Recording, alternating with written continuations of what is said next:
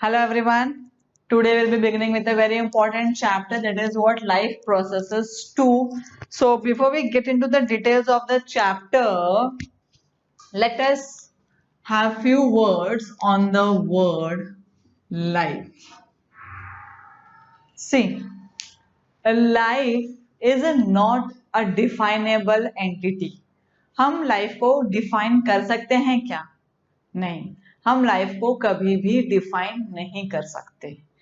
जो भी आप डेफिनेशन या फिर फॉर्मूलाज या फिर यूनिट अपने बुक में पढ़ते हैं वो वर्ल्ड वाइड एक्सेप्टेड होता है, तो ही हम उसको डेफिनेशन बना सकते हैं, स्टैंडर्डाइज करके हम वर्ल्ड लेवल पे उसका इस्तेमाल कर सकते हैं। लेकिन लाइफ का कोई डेफिनेशन आपको नहीं मिलेगा। क्यों नहीं मिलेगा? क्योंकि सबका जो लाइफ है उसकी प्रॉब्लम्स और उसके एंजॉयमेंट्स क्या है, डिफरेंट डिफरेंट है। आपके लाइफ की प्रॉब्लम्स अलग है, मेरे लाइफ की अलग है, हमारे पेरेंट्स की अलग है। आपके लिए लाइफ का व्यू अलग है। लाइक सुना होगा ना, life is a race, life is opportunity, कोई बोलेगा लाइफ इज ए गेम, है ना। फिर लेजेंड लोग लव इज लाइफ, है ना। तो ऐसे क्या हो सकते हैं, बहुत सारे अलग अलग लोगों के ओपिनियन में लाइफ के definition हो सकते हैं। That is why we cannot have a proper defined definition of life. That is why we say life is not a definable entity or property. लेकिन फिर भी लाइफ कुछ तो है, जी तो रहे हैं, तो उसको हम देखेंगे कैसा, समझेंगे कैसा। So there are few life process. Life में चलने वाले कुछ फंक्शन है, कुछ प्रोसेस है जिनको समझना होगा लाइफ को समझने के लिए। फॉर एग्जाम्पल, अगर देखो, चाहे अमीर हो या गरीब हो, गोरा हो या काला हो, बड़ा हो या छोटा हो, लेडीज हो या जेंट्स हो, सबके जो बॉडी स्ट्रक्चर है, दो हाथ, दो पैर, है ना, आंख, नाक, वो सब कॉमन है ना। पॉइंट नंबर 2, जो भी उनके बॉडी में चलने वाले फिजियोलॉजिकल फंक्शन है, for example digestion, respiration, circulation, excretion, ये सब भी क्या है, सबकी बॉडी में चलता है ना। और सबका जो स्टेप है वो भी कॉमन है। फॉर एग्जांपल, जैसे कि पहले हम खाएंगे, फिर पचाएंगे, फिर वो एब्जॉर्ब होगा, हमको एनर्जी आएगी, जो वेस्ट होगा वो बाहर आ जाएगा। यही प्रोसेस तो सबका है ना। तो मतलब लाइफ को समझने के लिए हम किसको देखेंगे, लाइफ प्रोसेस को देखते हैं। कुछ प्रोसेस आप लोग अपने लोअर स्टैंडर्ड्स में पढ़ चुके हो। इसमें इस लाइफ प्रोसेस 2 वाले पार्ट में हम मेजर फोकस कर रहे हैं एक फंक्शन पे, दैट इज रिप्रोडक्शन। किस पे फोकस कर रहे हैं, रिप्रोडक्शन पे। जैसे कि कुछ ऐसी कैरेक्टरिस्टिक है जो सिर्फ लिविंग बीइंग की है, नॉन लिविंग की नहीं।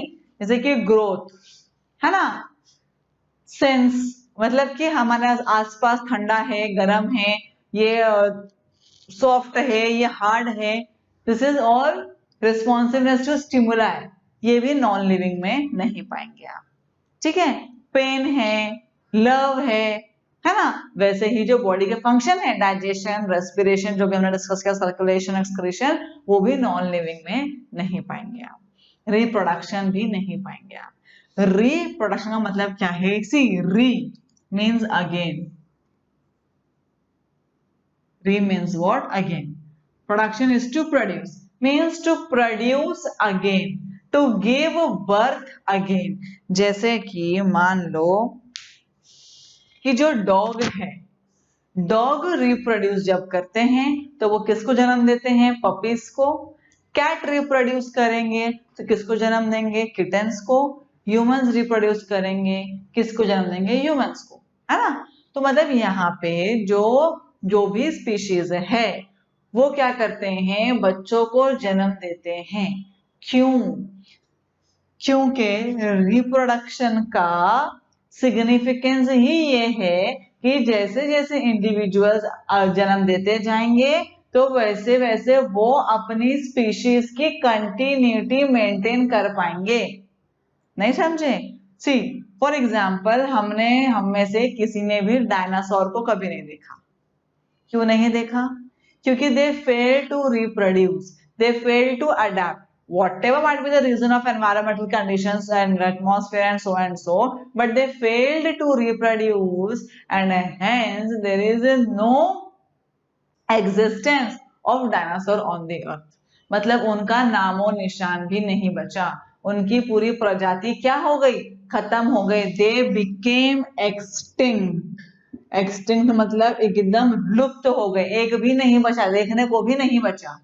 सो reproduction ensures the continuity of the species. अपनी स्पीशीज का कंटिन्यूएशन बनाने के लिए क्या करते हैं, रिप्रोडक्शन करते हैं.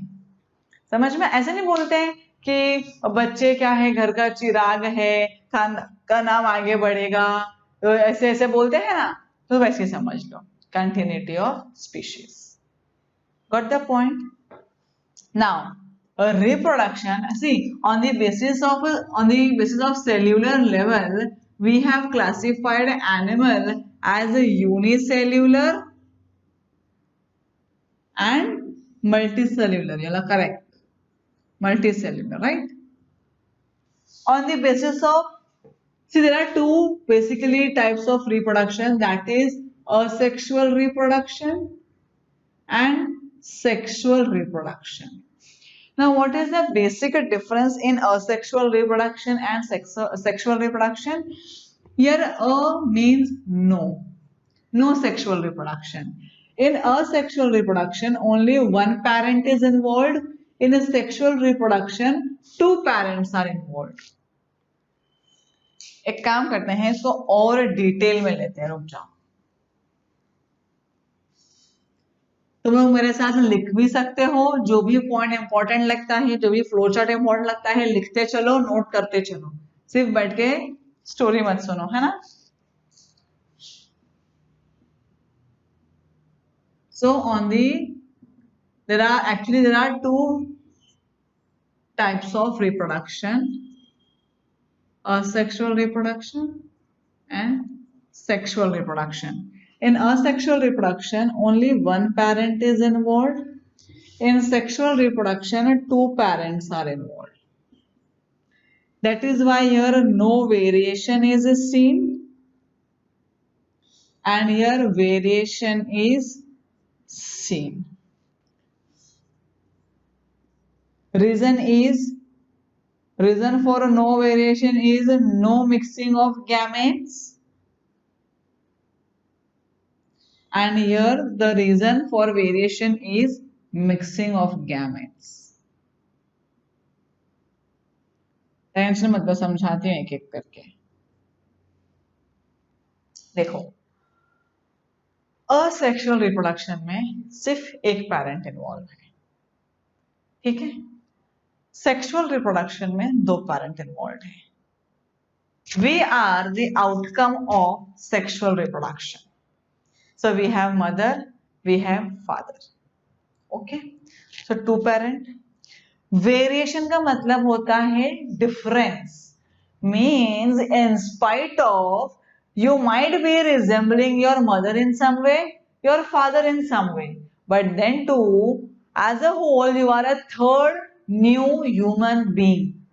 बोलने का मतलब ये है, आप बहुत सारे कैरेक्टरिस्टिक में अपनी मम्मी को रिजेंबल करते होंगे, उनके जैसे दिखते होंगे, या कोई आपका तरीका उनकी तरह होगा, और बहुत सारी चीजों में अपने डैडी की तरह. बोले नहीं तो अपनी मम्मी पे गई है या अपने डैडी पे गई है ना. लेकिन फिर भी दोनों की तरह दिखने पर भी, या दोनों की तरह बिहेव करने पर भी आपकी अपनी एक अलग आइडेंटिटी है ना. दोनों का कॉम्बिनेशन से क्या है, difference. See, why is this thing not to be seen in asexual reproduction?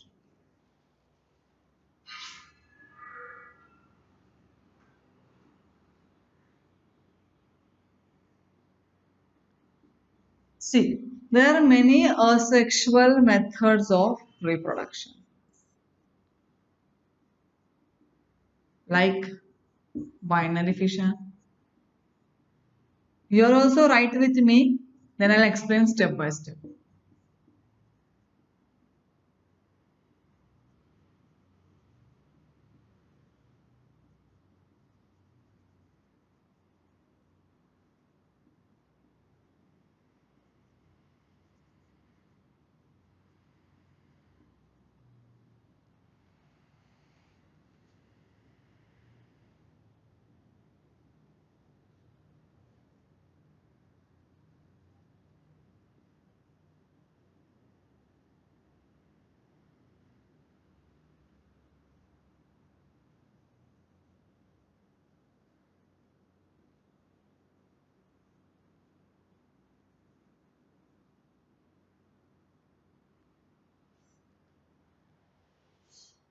Okay, now binary fission.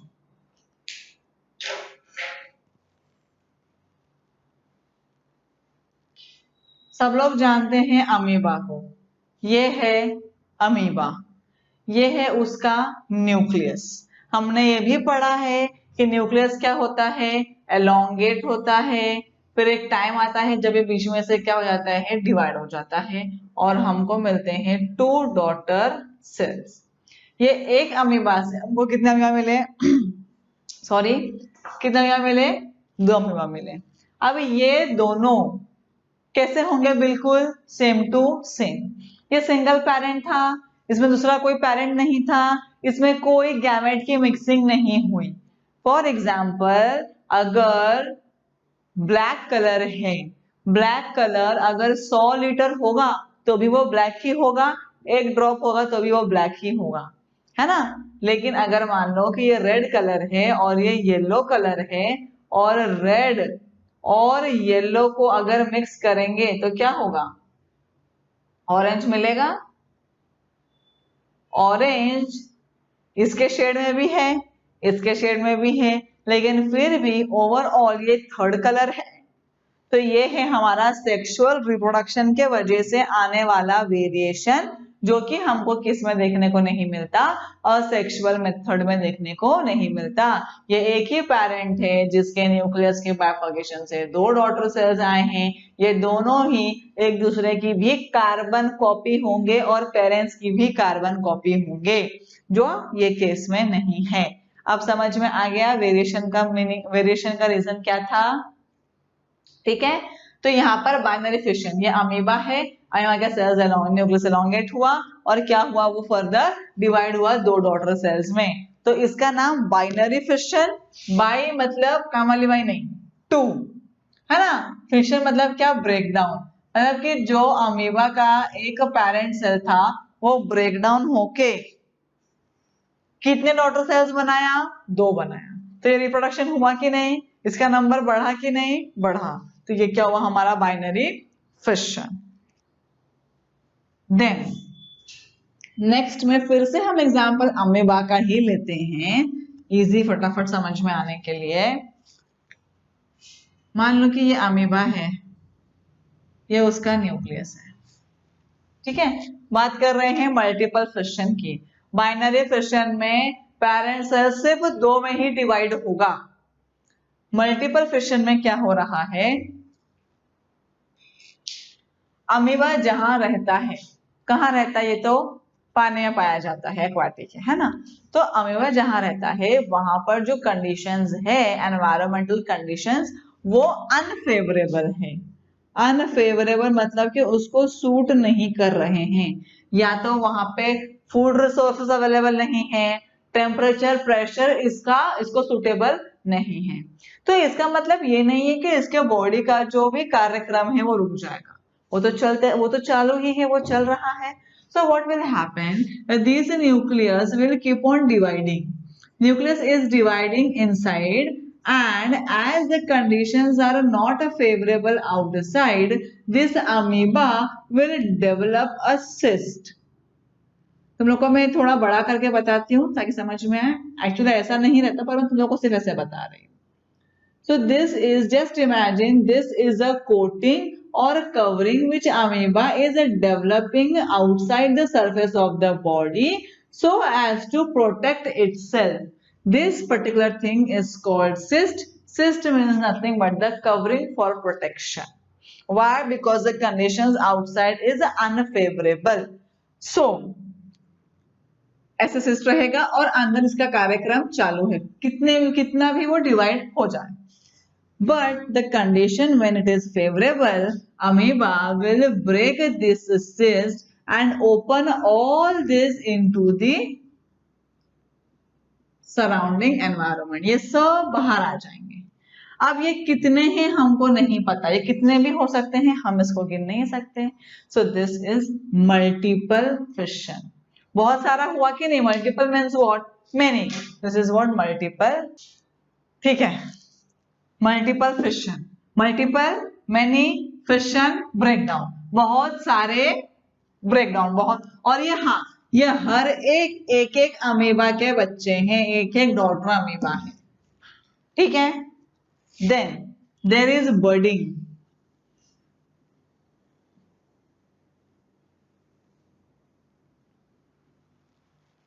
देखो बर्डिंग में, देखो ये पूरा यूनिसेल्युलर में है, ये मल्टी सेल्युलर में है।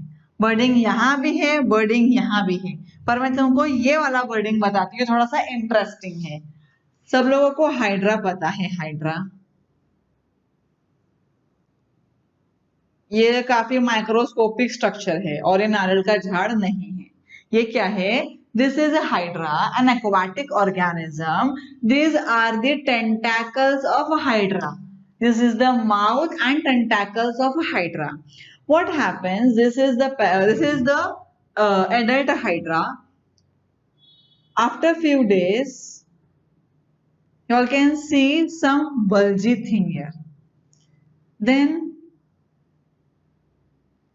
ओके, देन और थोड़े दिन के बाद में ऐसे, and then you will be able to see tentacles like thin on this a bird also. This is called bird. देखो जब हम छोटे थे हमारे पेरेंट्स हमको गोद में उठा के घूमते थे, अभी तुमको उठाएंगे क्या गोद में? इतना बताओ, नहीं उठाएंगे ना। कब तक उठाएंगे? जब तक वो उठा पाएंगे। अगर उनकी कैरिंग कैपेसिटी से तुम भारी हो गए, तुमको नीचे उतारेंगे, 2 थप्पड़ मारेंगे, बोलेंगे चल मेरे पीछे पीछे, है ना। तो वैसे ही this hydra and this is the parent hydra, this is the offspring hydra. जब ये बड़ा हो जाए और इसकी कैरिंग कैपेसिटी ये इसको कैरी ना कर पाए, तो it will slowly detach from here. Detach means यहां से ऐसे कटते कटते गिर जाएगा। अब ये हाइड्रा जहां भी जाए ये क्या होगा? This will grow as individual hydra. तो this was parent hydra and this is छोटू हाइड्रा या baby hydra, offspring hydra. Okay, so this method is called budding. If you all read the textbook, in that here budding ka example is taken from yeast and here this is hydra. Process is same but unicellular, multicellular, nothing else.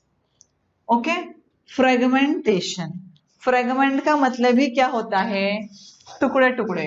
क्या होता है? टुकड़े टुकड़े। Fragmentation means, देखो book में example है spirogyra का, कुछ ऐसा उसका डायग्राम है। मैं कोशिश कर रही हूं लेकिन तुम लोग मेरी भावनाओं को समझ के डायग्राम समझ जाओ, ठीक है। इफ आई से दिस इज अ स्पायरोगायरा,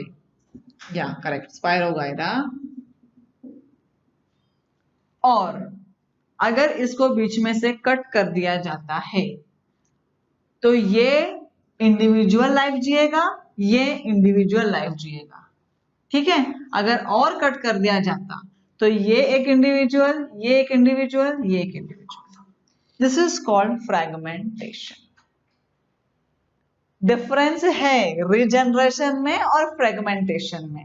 पहले ये क्लियर हो गया हो तो मैं यहां पर जाऊं, ठीक है। मतलब जितने पार्ट्स हैं वो कट होगा, हर एक पार्ट क्या बन के जिएंगे? कंप्लीट इंडिविजुअल बन के जिएंगे, ठीक है। Then regeneration, re means again, generate means to give birth.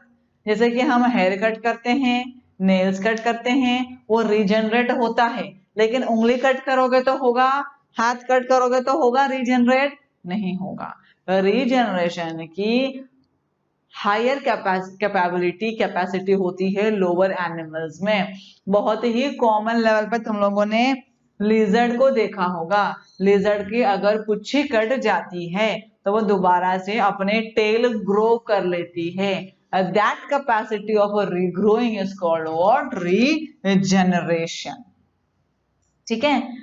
Book में तुम्हारा एग्जाम्पल है प्लानेरिया का, थोड़ा सा ऐसा दिखता है वो, ठीक है। ऐसा स्माइल तो नहीं कर रहा पर मैंने तुम्हारे लिए बनाया है, ठीक है। तो स्नो व्हाइट लगने लगा। दिस प्लान एरिया, अगर मान लो इसको ऐसे कट कर दिया, ये है पार्ट 1, पार्ट 2, पार्ट 3, तो ये पार्ट 1 क्या करेगा, इतना पूरा ग्रो कर लेगा। पार्ट 2 क्या करेगा, 1 और 3 ग्रो कर लेगा। पार्ट 3 क्या करेगा, 1 और 2 ग्रो कर लेगा। मतलब इनकी तरह जैसे कट गए हैं वैसे नहीं जिएंगे, ये कटने के बाद में जो पार्ट मिसिंग है उसको ग्रो कर लेंगे और वो एक एक इंडिविजुअल बन के जिएंगे। This is called regeneration. Many times students get confused in between a fragmentation and regeneration. But keep in mind, regeneration means they will regrow the missing body parts, which is not seen in fragmentation. The next is what? Spore formation. देखो, spore formation एकदम simple example जो एकदम आसानी से देखा होगा। Bread या नरम पाव या चपाती या अचार, इन सब में तुम लोगों ने फंगस लगते देखा होगा, ठीक है। ब्रेड वाला बहुत कॉमन है। जब ब्रेड का देखो, ब्रेड के पैकेट पे एक्सपायरी डेट होता है ना, यूज बाय या यूज टिल ये डेट तक, फिर वो डेट के आगे हमको यूज नहीं करना है उसको। तो अगर आप उसको रखोगे और देखोगे तो जो ब्रेड का लोफ है, लोफ मतलब जैसे कैसे द बंच ऑफ कीज, बहुत सारे कीज को बोलते हैं बंच, जैसे बहुत सारे ब्रेड को बोलते हैं लोफ। तो क्या देखोगे, उस पे कुछ ग्रेइश ग्रीनिश जैसा टेंच दिखाई दे रहा है। वो ग्रेइश ग्रीनिश जैसा क्या है, वो फंगस है। अब वो फंगस कैसे रिप्रोड्यूस करते हैं,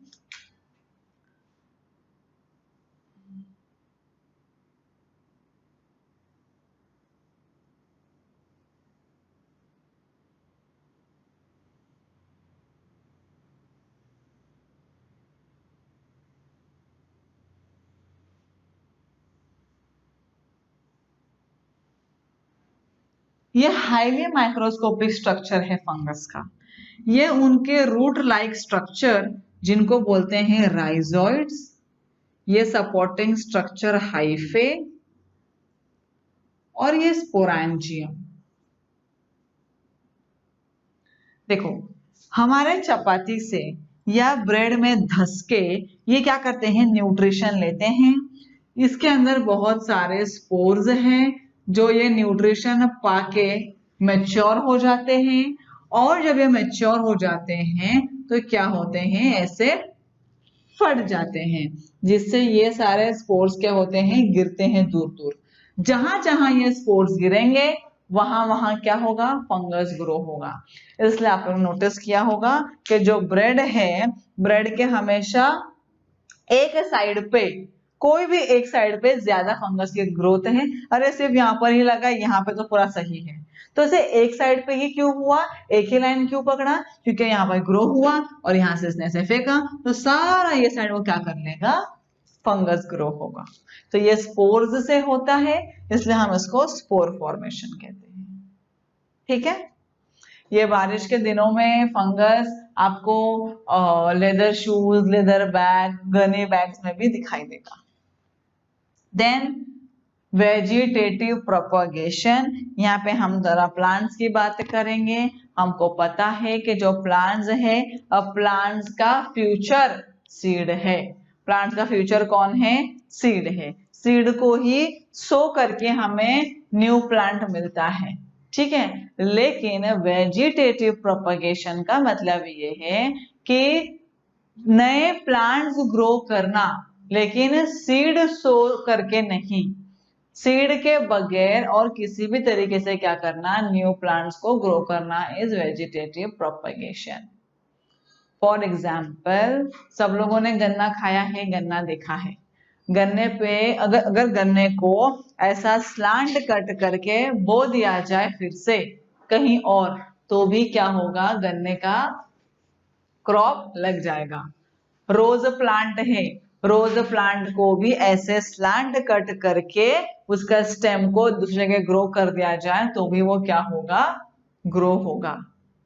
ठीक है, फिर सब लोगों ने देखा है आलू, पोटैटो, बारिश के दिनों में तो बहुत जल्दी जल्दी देखने को मिलता है कि पोटैटो पे जो सा व्हाइट व्हाइट उनका जो आई आ जाता है बर्डिंग, उससे भी जो पोटैटो है एक्चुअली वो क्या है, वो एक शूट है। वेजिटेटिव प्रोपगेशन मैंने क्या बोला कि सीड के अलावा रूट, शूट से क्या हो सकता है, या लीफ से क्या हो सकता है, नया प्लांट ग्रो हो सकता है। तो जैसा जो पोटैटो है, पोटैटो पे जब वो व्हाइट व्हाइट आ जाता है तो वो उसको अगर बो दिया जाए तो क्या होगा, पोटैटो का खेत लगाया जा सकता है। समझ में आया? इसे हम क्या बोलते हैं, वेजिटेटिव प्रोपगेशन। इसके अलावा जो गार्डन्स वगैरह होते हैं वहां पर जो ग्रास होते हैं, है ना, तो ग्रास अगर थोड़ी जगह पे ग्रास लगा देंगे तो भी बहुत दूर दूर तक वो ग्रास क्या हो जाएंगे, उनको बोलते हैं रनर, वो स्प्रेड हो जाएंगे। वो भी क्या है, वेजिटेटिव प्रोपगेशन। इसके अलावा बुक में एक डायग्राम है, एक लीफ, एक पिक्चर है एक लीफ का, ब्रायोफाइलम। ब्रायोफाइलम क्या है, अजवाइन का पत्ता है जिसके मार्जिन से क्या होते हैं, न्यू न्यू प्लांट्स ग्रो होते हैं। तो ये सब क्या है, वेजिटेटिव प्रोपगेशन। बिना सीड के रूट, शूट, लीफ से क्या होना, न्यू प्लांट्स ग्रो होना इज कॉल्ड वेजिटेटिव प्रोपगेशन।